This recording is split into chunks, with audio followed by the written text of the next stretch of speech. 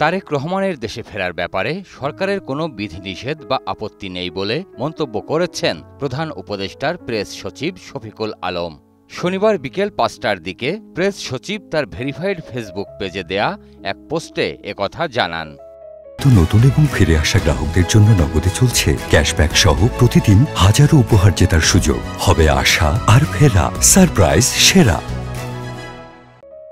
পোস্টে শফিকুল আলম লেখেন, জনাব তারেক রহমানের আজকের বক্তব্য যে এখনই দেশে ফেরার বিষয়ে সিদ্ধান্ত নেওয়ার সুযোগ তার জন্য অবারিত ও একক নিয়ন্ত্রণাধীন নয়, এটা উল্লেখ করে প্রধান উপদেষ্টার প্রেস সচিব জনাব শফিকুল আলমের কাছে জানতে চাওয়া হয় তার বাংলাদেশে প্রত্যাবর্তনের বিষয়ে সরকারের তরফ থেকে কোনো ধরনের বিধিনিষেধ রয়েছে কিনা।